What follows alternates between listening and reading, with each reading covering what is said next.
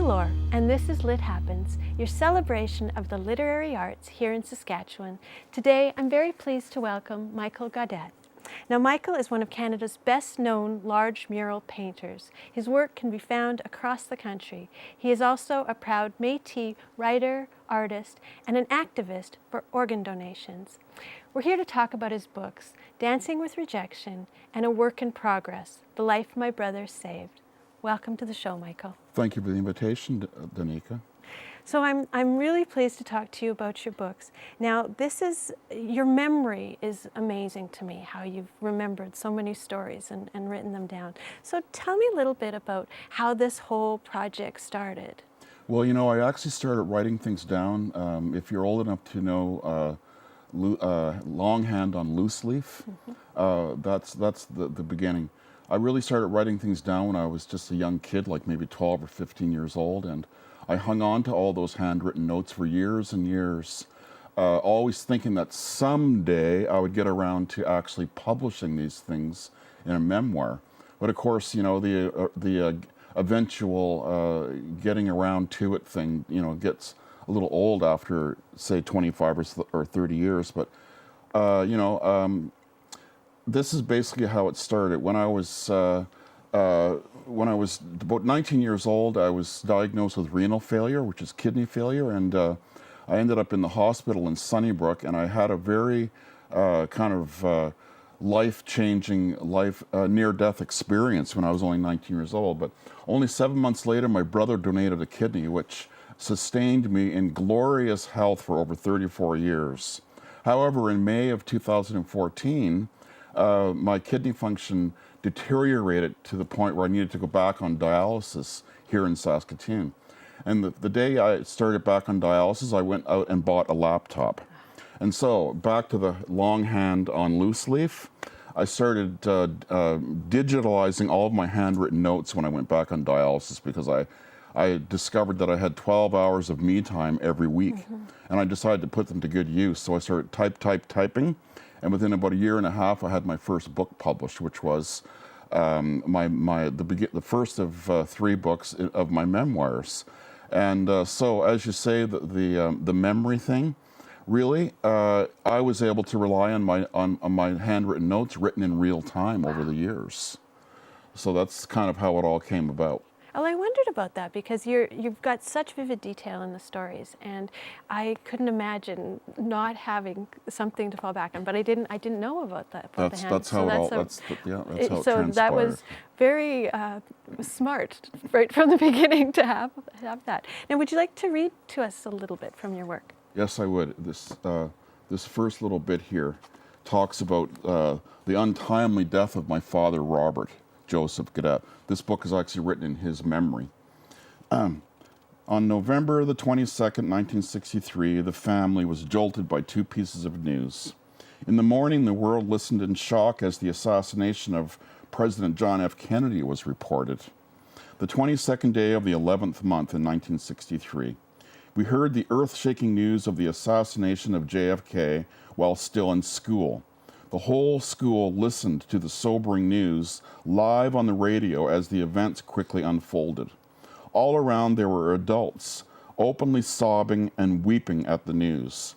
The children looked on in disbelief and only dimly understood the magnitude of it. One thing was for sure. All of those times when we had practiced taking shelter under our desks, just in case of an air raid with bombing on our heads, was now a gripping and very present danger. The universally loved president was dead. Tremors of fear spread like a dark shadow over our world. Though it was unspoken, we all felt the horror at this shocking violence. It felt like the earth, that had only moments before been solid under our feet, suddenly swayed with a sickening imbalance. At the tender age of 5, I realized that to be alive and human meant to know deep, fathomless fear, the fear of instant annihilation, of everything and everyone you love, like that. Cue the finger snap. My 2 older brothers, my 2 school-aged sisters, and I all walked in stunned silence the short distance home from school, where we were all sent home early. The familiar sight of the blue shingled roof down a little hill a ways ushered us into a temporary lull. We were already badly shaken by the horrible deterioration of events on the world stage.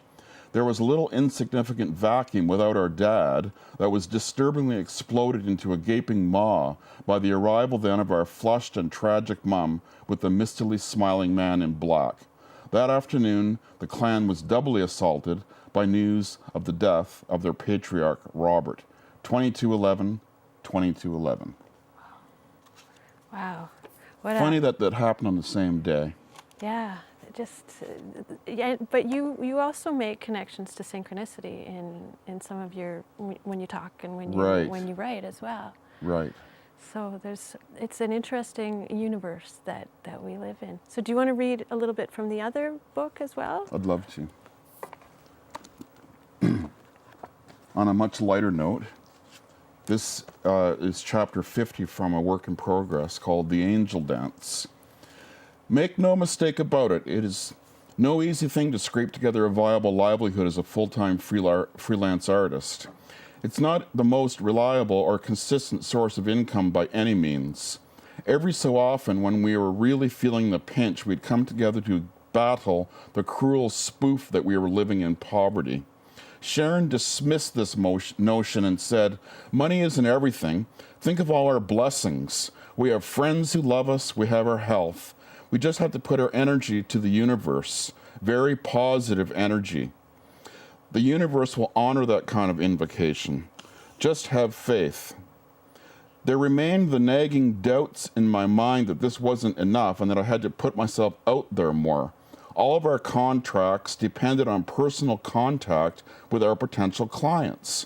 We had to find a way to create a brand new niche that had a built-in customer base. We had to appeal to a known market with a new product, with a twist. We had to create a different spin, something nobody else had to offer. We faced each other. She moved in closer to make full body contact. I could feel her soft breasts nuzzling into me. She was deliciously formed, and she trembled under my gentle caresses. She lifted up her arms to form a Y from her body. She gestured up with her eyes, and I raised my own arms to place my palms into contact with hers. Then we closed our eyes and slowly lowered our hands to our sides, then raised them up again.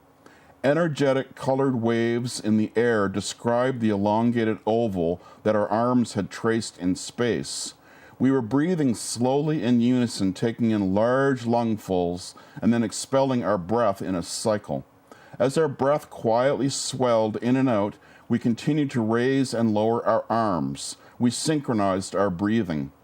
Every motion of our arms created a beautiful set of aura wings that were at first in muted pastels that grew steadily in intensity to gorgeously rich hues.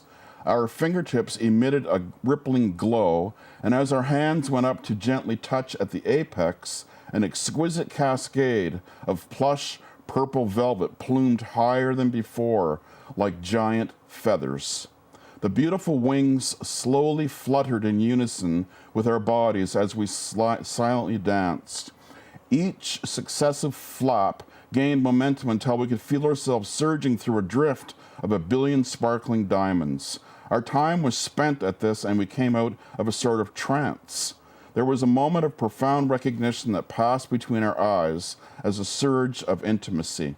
There was a shared love. This was a shared love on a different plane. This was a deeper connection and a higher commingling than ever before. I was smiling in bewilderment, my eyes twinkling wet. I laughed softly in a husky voice from deep in my chest. Did you see what I saw? The wings? All colored? Weren't they beautiful? You saw them too. Yes, I'm still tingling. Tingling? I'm on fire. The Angel Dance. Oh, thank you. It's wonderful to hear the stories in your voice as well.